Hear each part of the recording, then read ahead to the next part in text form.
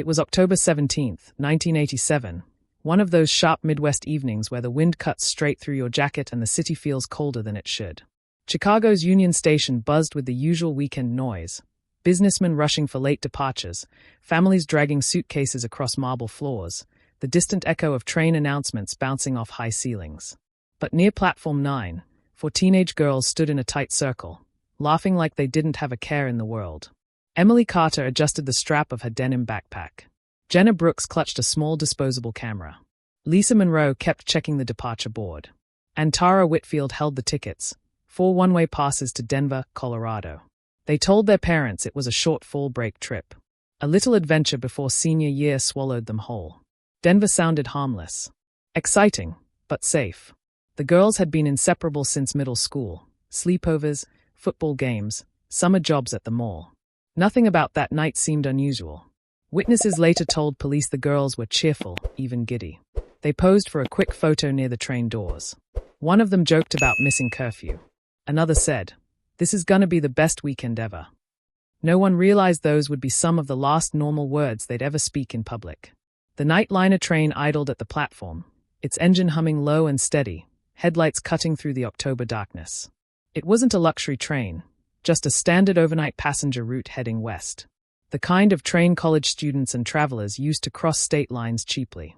The conductor, dressed in a navy uniform with polished brass buttons, checked tickets methodically. When he reached the girls, he smiled politely, punched their stubs, and waved them aboard.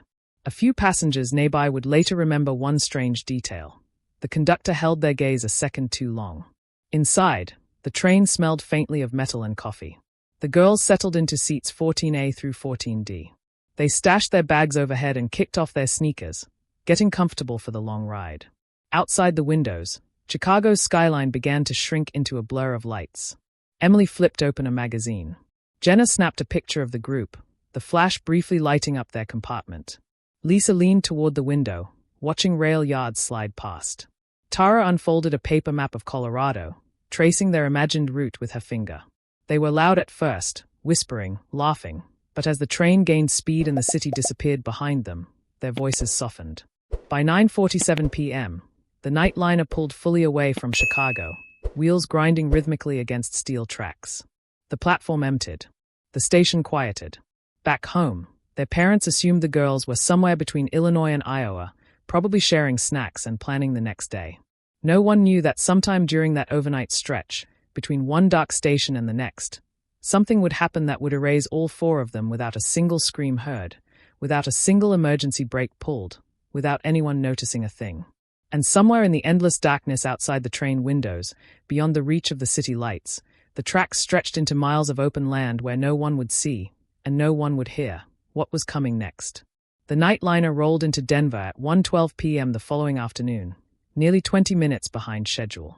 The sky was pale and cloudless, the kind of dry Colorado afternoon that made everything feel exposed. Passengers stretched, grabbed their luggage, and shuffled toward the exits. The conductor walked down the aisle, giving routine reminders about the platform. Nothing seemed unusual at first. But as the car gradually emptied, one detail stopped him cold. Seats 14A through 14D were still occupied, just not by people. 4 backpacks remained in the overhead rack. A denim jacket was folded neatly on one of the seats. A half-empty can of soda rested in the cup holder, now flat and warm. A paperback novel lay face down on the floor as if it had been dropped mid-sentence. The window beside seat 14C showed faint fingerprints against the glass. Everything looked paused, like the girls had stepped away for just a moment and would be back any second. But the platform outside was nearly empty now, and there was no sign of them among the departing passengers. The conductor frowned and checked his clipboard. 4 tickets had been punched in Chicago. No stop between Chicago and Denver required passengers to disembark overnight. There had been no emergency halts, no reported disturbances, no calls for assistance. He walked the length of the train once more, scanning faces, listening for familiar laughter. Nothing. Just strangers collecting their bags and moving on with their lives. When he returned to row 14, the compartment felt different, quieter than it should have been, heavier somehow. Train staff assumed at first the girls had stepped off briefly during a stop. But security footage from intermediate stations showed no 4 teenage girls exiting together. No one matching their description appeared on camera platforms in Iowa, Nebraska, or eastern Colorado. No conductor had logged any door malfunctions. No passenger reported a fight, a scream, or even raised voices during the night. Several travelers later told investigators they remembered seeing the girls around 10:30 p.m., still laughing, still awake. After midnight, no one could say for certain. By 2:05 p.m., station authorities were alerted. The abandoned belongings were carefully removed and catalogued. Inside one of the backpacks, police found wallets, cash, even a small envelope of spending money labeled for Denver. Their IDs were untouched. Their jewelry remained in place. Nothing suggested a planned disappearance. Nothing suggested a robbery. It was as if, sometime in the darkness between states, 4 living, breathing teenagers had simply been lifted out of their seats, leaving behind everything that proved they had ever been there at all.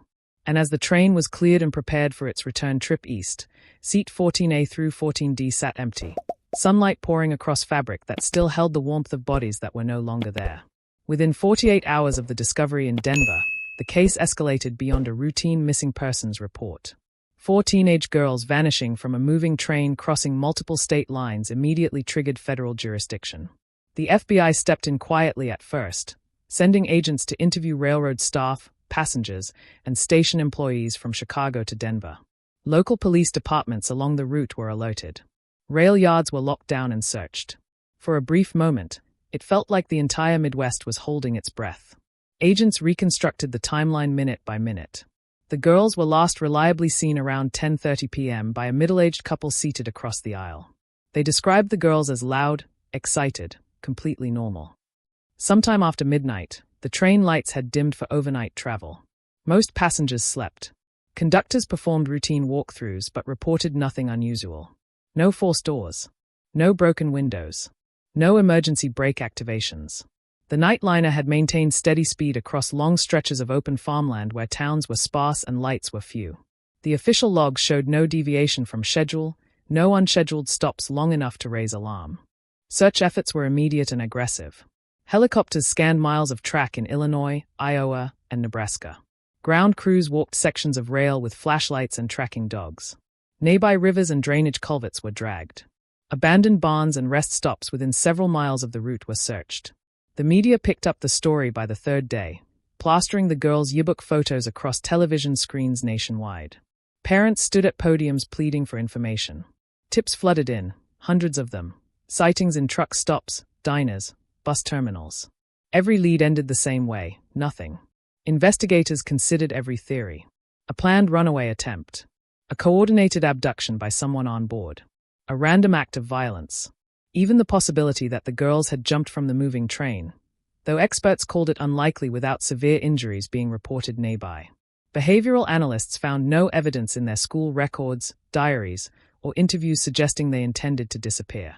They had college applications pending. Jobs lined up. Plans for prom. Friends described them as responsible, grounded. There was no known conflict, no secret relationships, no red flags that would explain vanishing voluntarily into thin air. As weeks turned into months, the urgency began to fade. Media trucks left town. Helicopters stopped flying overhead. The FBI reduced its task force. Files were boxed and reboxed, stacked neatly with interview transcripts, grainy station footage, and unanswered questions. Every so often, a new tip would reopen a door briefly. A supposed sighting in Nevada, a rumor of a rural compound in Kansas, but each one collapsed under scrutiny. By 1990, the case had quietly shifted from active investigation to cold file status. The Nightliner Four became a haunting headline from another decade, a mystery replayed occasionally on late-night radio talk shows, the kind of story people whispered about when the conversation turned to things that just don't make sense. And somewhere in an evidence locker, 4 untouched backpacks waited, still holding the ordinary belongings of girls who had boarded a train and somehow never stepped off.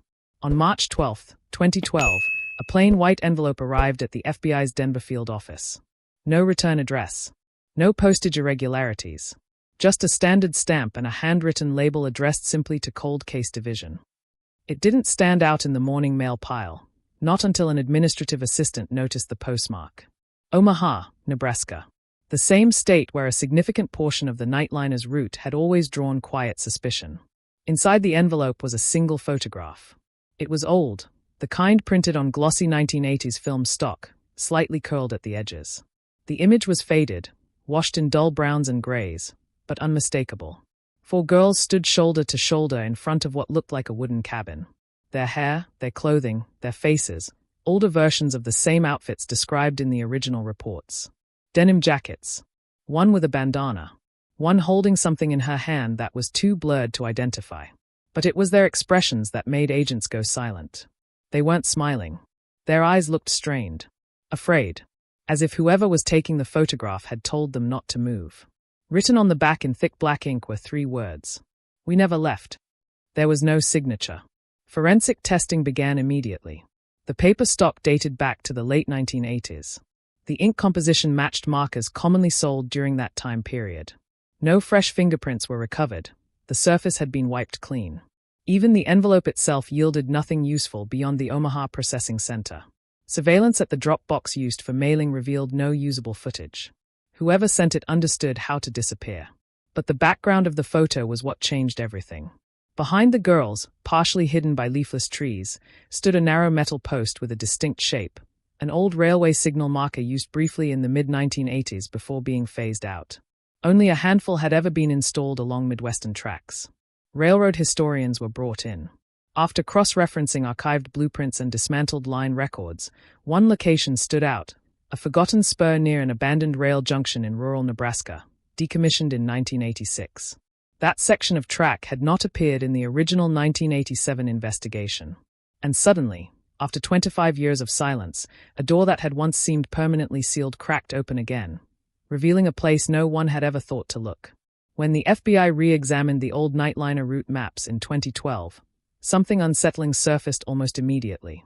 In 1987, the westbound line from Chicago to Denver had one rarely discussed junction point, a manual switching intersection in rural Nebraska that had technically been decommissioned the year before. Officially, no passenger train should have had any reason to pass onto that spur. It was considered inactive. Forgotten. But when digital archivists converted the old paper logs into modern tracking simulations, an 11-minute anomaly appeared on the night of October 17, 1987. For exactly 11 minutes, the train's recorded signal data went blank. Not slowed. Not rerouted on paper. Just absent. Back in the 80s, GPS wasn't as sophisticated as it is today. Tracking depended on timed signal check-ins between stations and relay towers. A gap that long should have triggered internal concern, but records showed no maintenance flag, no emergency notation, no mechanical explanation. It was as if someone had intentionally erased that segment, a clean hole in the timeline where the train existed physically but not officially. Railroad engineers were consulted. They confirmed something disturbing. At the exact location where the signal blackout occurred, the old switching track still physically connected to the main line in 1987. Though listed as inactive, the rails had not yet been fully removed. A train moving at reduced speed could have briefly diverted onto that spur without immediately setting off alarms, especially at night. The junction sat miles away from the nearest town, surrounded by flat farmland and scattered tree lines. No houses. No highway cameras. In 1987, it would have been pure darkness. When agents visited the site in 2012, they found rusted rails buried under overgrown weeds. The old switch mechanism was still there, corroded but recognizable. Forensic teams scanned the area with ground-penetrating radar, searching for disturbed soil or buried debris. Nothing obvious surfaced at first glance. But one detail tightened every investigator's jaw. Faint impressions in the surrounding earth suggested that heavy equipment had once been stationed nearby, long ago. There were no official work orders showing maintenance at that location during the fall of 1987. The deeper they dug into archived maintenance reports, the stranger it became. The conductor on duty that night had signed off on a routine signal delay in his handwritten log, a vague phrase that had never drawn attention. No supervisor had questioned it. No mechanical report backed it up. The entry was brief. Almost casual. 11 missing minutes explained away with 3 forgettable words. And standing there in the quiet Nebraska wind, surrounded by silent fields and a track that was never supposed to be used, investigators began to consider something that had never fully been explored before. That the girls may not have vanished randomly between stations at all, but during a stop that was never meant to be seen. Following the coordinates hinted at by the abandoned rail junction, The FBI dispatched a small team of agents to a dense, forgotten stretch of forest in rural Nebraska. Autumn sunlight barely pierced the thick canopy, and the air was heavy with the scent of damp leaves and decaying wood. For decades, no one had ventured here. The ground was littered with branches and rusted remnants of farm equipment. The forest seemed almost alive, holding back the past with a quiet, suffocating grip. It was here, tucked between overgrown pines and scrub, that the team found the cabin. The structure was small, unpainted, and rotting in on itself. Windows were boarded from the inside. The front door hung crooked on its hinges, making a low creak every time the wind shifted. Agents approached cautiously, flashlights cutting through the dim interior. Dust coated every surface, yet in one corner, the floorboards were noticeably cleaner, disturbed recently. But how recently, no one could immediately tell. There was an oppressive silence, broken only by the occasional scurrying of rats. Every step seemed louder than the one before, echoing off walls that had not seen life in decades. Inside, the cabin revealed items that sent chills through the team. 4 rusty bed frames were bolted into the floor, each one showing signs of long-term use despite the years. The corner of the room contained old, tattered blankets and scraps of clothing that matched the style of the late 1980s. On the shelves, dust-covered containers held scraps of paper, notebooks, and faded photographs. As they sifted through the items, they noticed that some of the photographs appeared to depict the girls, smiling at first, then gradually looking more frightened over what seemed to be weeks. The timeline was impossible to decipher, yet the progression of fear was unmistakable. Beneath one loose floorboard, agents discovered old negatives carefully hidden inside a tin box. Each negative revealed more of the same chilling pattern. The girls captured in various states of distress. Some were tied. Some stared blankly at the camera. One sequence showed a small, dim light hanging overhead, suggesting that the cabin had been actively used, perhaps even monitored. And then came the final image, the one that froze everyone in the room. Only 3 girls appeared. The 4th slot was burnt, blackened as if someone had deliberately destroyed the evidence. The absence was almost tangible, a void echoing the missing pieces of the story. The walls themselves seemed to whisper of secrets long held. Scratches, faded markings, and cryptic symbols etched into the timber suggested someone had recorded time here, as if counting days, months, or events unknown. The cabin had a strange, suffocating energy, as though the girls' presence had left an imprint that refused to fade. Every item, every photo, every detail pointed to the same terrifying possibility. This was where someone had kept them. And though decades had passed, it was clear that the truth of what happened inside had been deliberately hidden, waiting patiently for anyone bold enough to uncover it. The biggest breakthrough didn't come from the cabin itself. It came from the train records and the man who had been in control that night. Harold Vance, the Nightliner's conductor, had long since passed away in 1998, and for decades, he was considered a peripheral figure in the case. But when investigators dug into his personal life and estate, they uncovered a series of unsettling details. Vance had maintained meticulous journals, kept detailed logs of each train route he ever worked, and, most disturbingly, had a storage unit listed under a false identity. No one knew what was inside, and no one had been allowed access until federal authorities tracked it down. Inside the storage unit, the agents found a disturbing collection of artifacts: dozens of railroad uniforms, old conductor hats, and stacks of Nightliner key cards. There were newspaper clippings chronicling the Nightliner Four's disappearance, photographs of passengers who had crossed Vance's trains over the years, and most alarming, a series of leather-bound journals. The handwriting matched the conductor's known style, meticulous, precise, yet unnervingly cold. Page after page detailed mundane shifts at first, but gradually, the entries shifted tone. Descriptions of the girls' boarding, their laughter, their seating positions, every detail noted as if he were studying patterns, not passengers. As the agents flipped through the journals, one entry made the air in the room chill. Dated October 17, 1987, it described the Nightliner rolling past Nebraska farmland, noting the decommissioned rail junction. In careful handwriting, Vance recorded every second of the 11-minute blackout period. Time stops here. 4 souls, perfectly still. The rest of the world continues unaware. The words were eerie in their precision, as if he had orchestrated the disappearance rather than merely witnessing it. The journal suggested an intimate knowledge of the abandoned track, a premeditation so meticulous it sent investigators reeling. But the most shocking revelation lay in a final entry, almost poetic in its brevity. They never left the train. I just changed the destination. No coordinates. No explanation. Just those 7 words scrawled across yellowed paper, hinting at something beyond understanding. Investigators tried to interpret it logically. Perhaps an abandoned site, a hidden rail line, a secret compartment. But nothing in conventional railroad operations could explain it. Vance had a way of blending ordinary procedures with something far more sinister, leaving behind a trail that spanned decades without ever being noticed. When authorities dug deeper into his life, neighbors and colleagues described him as meticulous, quiet, and slightly obsessed with railroad mechanics. He had no criminal record, no known history of violence.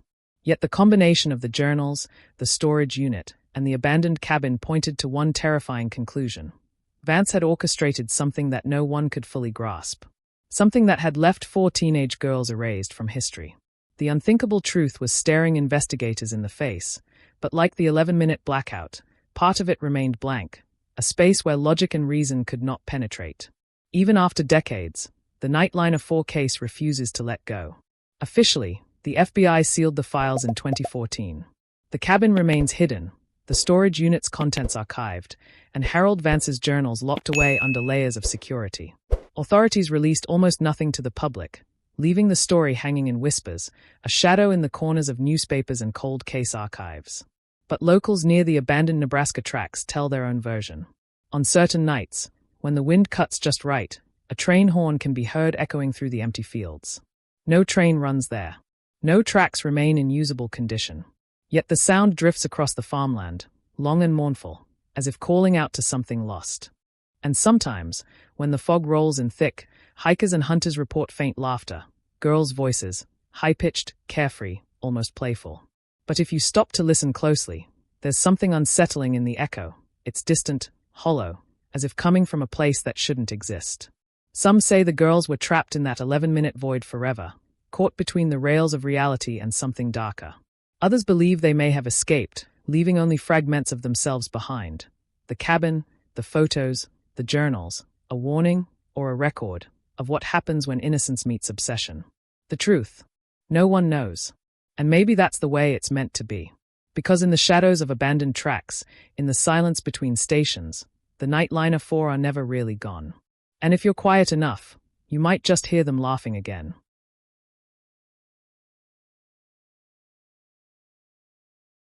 If you liked this video, don't forget to hit that like button, share it with your friends, and drop your thoughts in the comments below. Most importantly, subscribe and hit the bell icon so the next secret finds you first.